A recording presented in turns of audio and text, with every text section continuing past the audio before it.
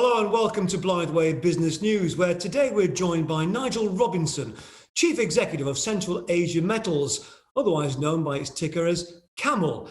Central Asia Metals, listed on the AIM market in London with a market cap of around 321 million sterling, is one of those fabulous but rare companies which has made a virtue of returning a lot of money to shareholders. How about that for a novel concept? Recently, though, under COVID, the team had to take that decision to defer the dividend back in September. But today, great news, it's been reinstated at 6 pence per share. So Nigel's joining us live from the Sasa mine in Macedonia. Nigel, welcome back to the show. Tell us a bit about the decision. Why have you reinstated the dividend? Okay, well, thanks very much for that introduction, Tim, and morning to everybody, morning to yourself, Tim. Yes, it's been a year of uncertainty, I think, 2020. Just to take the audience back to earlier in the year when we actually delayed and deferred our final dividend for last year back in April due to the COVID-19 crisis and a number of risks we were facing as a business at that time. So then wind the clock forward over 6 months to come towards the interim dividend for 2020, when we had every intention of reinstating that dividend, having effectively manage the risks associated with COVID-19 in terms of how they potentially could have disrupted our production, how we maybe not been able to get our concentrate or our metals over the borders and therefore sell them. So most of those risks we've mitigated, but very unfortunately on the Monday morning, on September the 14th, 2 days before we were due to announce our interim results, we suffered what's known as a leakage at our tailings dam facility at the Sasa mine in North Macedonia. Clearly at that time, there was again a degree of uncertainty associated with that event. We needed to make sure that we repaired the dam, obviously, and repaired any damage that we'd done to the environment. And obviously with the unknown factor 2 days before announcing a dividend of costs and downtime for production, the board took the right decision, I'm sure at the time, that it would have been right to have announced the dividend that we had intended to propose at that time. Wind the clock again further forward now towards November, where we currently are, and we've managed to do the remediation works. We're well on the track with the remediation of the river, where unfortunately we did cause some pollution, and we're managing that process. We've got the plant back up to 100% production now, and given all those factors and a degree of safety between starting the plant in early October on a ramp up from 50% initially up to 100% now, and a good few weeks of 100% production, we felt the time was right now with our strong cash balances and performance, and also a very healthier metal outlook, I think, in the second half of this year from the first half of this year, to reinstate our dividend. And as you rightly say, Tim, we announced this morning that we will be paying 6 pence a share, which is a good dividend, a good interim dividend based on the strong cash flows that we've experienced primarily, I think, in the second half of the year, even though we did have a reasonable performance for the first half of the year, which was, as everybody knows in the industry and in most sectors, was affected by COVID-19. Well, paying dividend has been very much in the DNA of the Central Asia Metals organisation and management team, so it must be a great feeling to be back there paying a dividend. I know, looking at the notes this morning from the various stockbrokers, analysts, they've all received it very well and the market's responded well. As you said, Nigel, one of the factors in deferring the dividend was the tailings dam incident. You've now got the Sasa lead zinc mine back to 100% production, but you've still got some work going on. Can you just give us a bit more colour on what work remains to be done? What remediation have you still got to carry out? Yeah, I mean, as soon as we were alerted to this leakage, clearly, we stopped the production facility.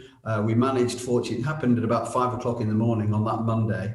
Within about an hour and a half, the leak had stopped, so we managed to stabilise the situation. But clearly, there was a lot of work to actually do to repair the dam, to understand exactly what had happened. So that week, we flew out tailings dam experts, a company called Knight Peasold, who've been very helpful to us in terms of understanding what went wrong, in terms of the root causes of the incident, and actually moving forward from there. And we've also worked closely with Wardle Armstrong and the local authorities in understanding what we need to do to remediate the river. So we now understand the basic causes of the incidents, and we've worked, as I say, with the authorities and Knight Peacehold to repair the dam, to actually make changes to what we do operationally on site where required.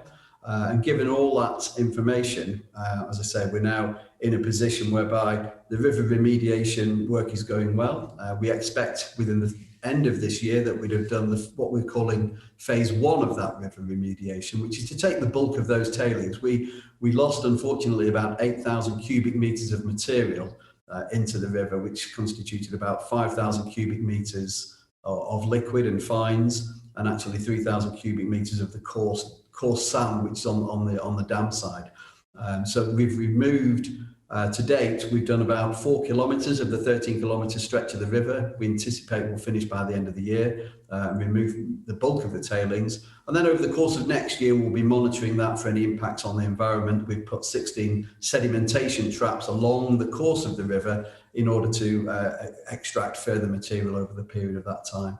I have to say, throughout this, we've had the full support of the local community. We've worked very closely with them to make sure we keep them on board, to make sure that we can see we're being proactive to repair any damage we've done. We've taken full responsibility for that and try and get the mine back up and running to serve the community and obviously operationally for ourselves as the owning business.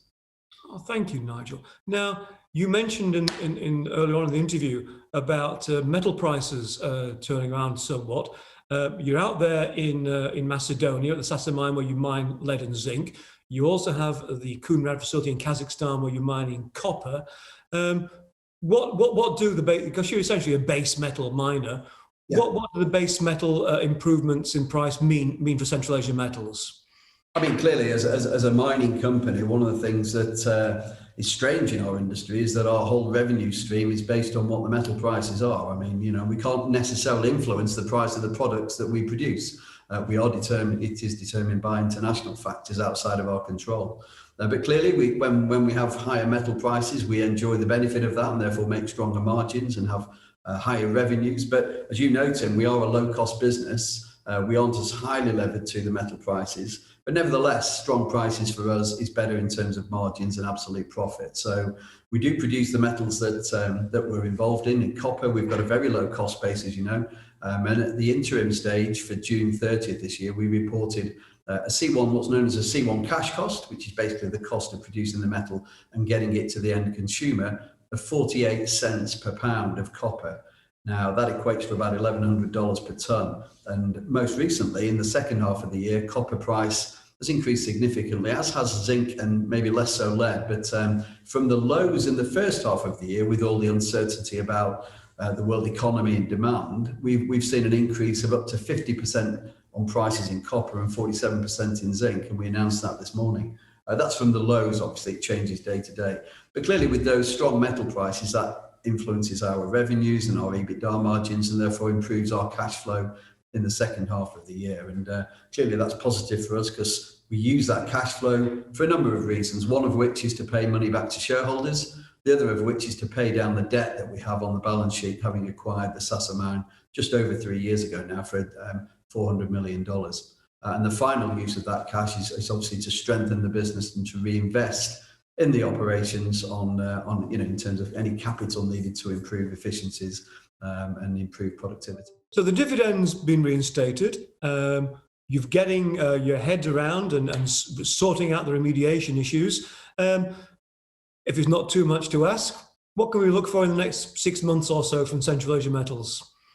Well, clearly, I mean, as we've said many times, we're looking for growth opportunities, having acquired Sasa 3 years ago and now got 2 very good low-cost operations with long lives of their mines. I mean, Kunrad, we have a life of mine out to 2034, and here at Sasa, a life of mine based on the reserves we're currently reporting out to 2038. With both assets being at low cost, we're in a strong position, but we do want to grow the business in terms of expanding our output. So that's one thing we are looking at. However, I suppose the focus most recently has been on overcoming the difficulties with COVID-19 and most recently the difficulties we experienced with the tailings dam facility. So I think the big positive today is to get back paying dividends back to our shareholders, something which, as you rightly pointed out, Tim, at the beginning of this interview, we are well known for in the market and something we're very proud of. So I think the future is that we've overcome some big uncertainties this year, and that we look to retain that dividend going forward. And just to remind everybody, as a company, our policy is to pay 30 to 50% of the free cash flow from both Kounrad and Sasa back to the shareholders. And I think this reinstatement of the dividend this morning is a further reinstatement of that desire to do that in what has been a very difficult year for not just ourselves, but a lot of people around the world. And we do maintain that policy, and we would hope that we can maintain it in the future, while still looking for those growth opportunities in terms of expanding our product portfolio. Thank you, Nigel. That was Nigel Robinson, Chief Executive of Central Asia Metals, telling us about the reinstated dividend of 6p per share, about the progress the company is making on remediating the damage to the tailings facility, and also outlining his plans for future growth. And let's not forget, Central Asia Metals is mining copper, which is in huge demand as we move towards an electric vehicles-driven economy. It's mining zinc, in demand for galvanized steel, also in demand as China continues to rebuild its economy. So Central Asia Metals sound like it's in a very good place for the coming months and years. That's it from Belgravia Business News for today. Thank you for watching.